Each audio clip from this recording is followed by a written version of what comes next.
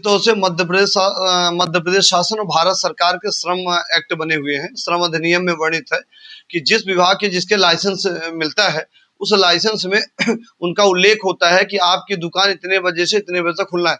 यानी जो time table होता है वो 24 घंटे का, कहीं के दुकानों का 24 घंटे का होता है, पर जो श्रमिक होते हैं वो श्रमिक की जो टाइम टेबल होती है वो चेंज हो जाती है, 2 पारी में हो जाती है।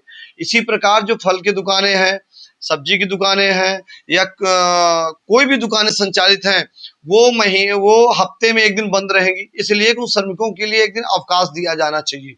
ये शासन के मापदंड है, श्रम एक्ट के तहत रेगुलेशन में है और ये नियम में है, मध्य प्रदेश सरकार और भारत सरकार के नियम में है कि जहां पर श्रमिक काम कर रहे हैं श्रमिकों को राहत देने के लिए सरकार के पास प्रावधान किए गए हैं कि उनके लिए जैसे किसी दिन सोमवार को बंद होना है तो किसी दिन रविवार को अवकाश रहता है, तो कुछ लोग सोमवार को भी बंद करते हैं, बहुत सारे लोग रविवार को भी बंद करते हैं। तो एक दिन तो महीने सप्ताह में एक दिन बंद ही होनी चाहिए, शासन के रेगुलेशन है।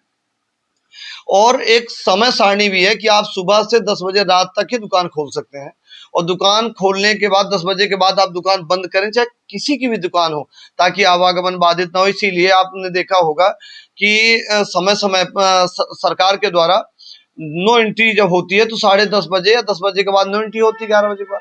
तो इसी प्रकार नो एंट्री कब होती है कि वाहन वगैरह जो दुकानें वो बंद कर दी जाए। आबकारी एक्ट में प्रावधान है कि 10 बजे की दुकान बंद हो जाती है। तो सभी दुकानों के लिए शासन के रेगुलेशन है कि चाहे वो आबकारी की दुकानें हों, चाहे वो मेडिकल हॉल हों, चाहे वो बियर बार हो, चाहे कोई भी स्थान हो, कोई भी दुकानें हो, चाहे बड़े बड़े मॉल हो, वो सभी बंद हो जाने चाहिए। और इसके लिए विशेष परमिशन की आवश्यकता है और जब परमिशन मिलती है दुकान खोलने की तो उस परमिशन में लिखा रहता है, टर्म्स कंडीशन लिखा रहता है, रेगुलेशन में है कि आप इतने बज के इतने बजे दुकान खोलेंगे। और 24 घंटे के लिए बड़े बड़े संस्थान में 24 घंटे के लिए प्रावधान है, पर उसके लिए अलग से कर्मचारियों की सूची जाती है, अलग अलग स्टाफ होते हैं ताकि वो स्टाफ और श्रमिक परेशान न हो। इसके लिए मध्य प्रदेश सरकार और भारत सरकार के नियम।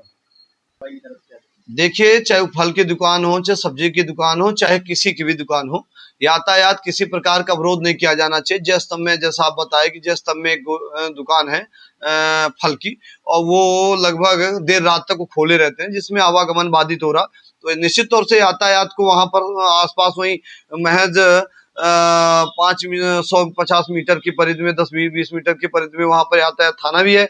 तो ये बात भी ध्यान में रखना चाहिए कि वो थाना प्रभावित ना हो, वो यातायात प्रभावित ना हो। तो थाना नगर निगम को भी निरीक्षण करना चाहिए और देखना चाहिए और यदि कोई ऐसा बाधित कर रहा तो उसके खिलाफ कार्रवाई करना चाहिए। वो दुकान के अंदर फल संचालित करे, दुकान के अंदर अपनी सामग्री रखे। आपने देखा होगा कि रीवा शहर में यातायात क्यों प्रभावित होता है, उसका मूल 2 कारण है कि परमिशन मिलती दुकान की, पर लोग अपनी अपनी सजावट सड़क में करते हैं। तो जो फुटपाथ में चलने वाले आम व्यक्ति हैं, तो जो निकलते फुटपाथ में, तो वो फुटपाथ की जगह सड़क पे चलते हैं और सड़क में वाहन से निकासी होनी चाहिए। इसी प्रकार आपने देखा होगा ऑटो फुटपाथ के अगल बगल होनी चाहिए। तो सिरमौर चौराहा में आप देख लीजिए, सब्जी मंडी और फल की दुकानें 8 बजे के बाद वहां लगा लेते हैं सड़क पर, तो फुटपाथ की जगह लोग सड़क पे आ जाते हैं। इससे आवागमन प्रभावित होता है, जनजीवन प्रभावित होता है और आए दिन विवाद की स्थिति निर्मित होती है। तो विशेष तौर से यातायात को, नगर निगम को और जिला प्रशासन, पुलिस प्रशासन को ध्यान देना चाहिए कि वो बैरिकेड्स बनाए जाने चाहिए जो फुटपाथ है, जहाँ पेवर ब्लॉक लगे हैं, वहां पर किसी प्रकार के सजावट, किसी प्रकार के सामग्रियां वो नहीं रखी जानी चाहिए, वो अपनी दुकान के अंदर रखनी चाहिए ताकि यातायात प्रभावित न हो। रीवा में तो यातायात को लेकर विशेष व्यवस्था बनाई जानी चाहिए। रीवा में सबसे बड़ी समस्या यदि आज बन रही है तो ये यातायात की बन रही है और जनजीवन प्रभावित हो रहा है। आए दिन इस कारण से विवाद की स्थिति निर्मित हो रही है।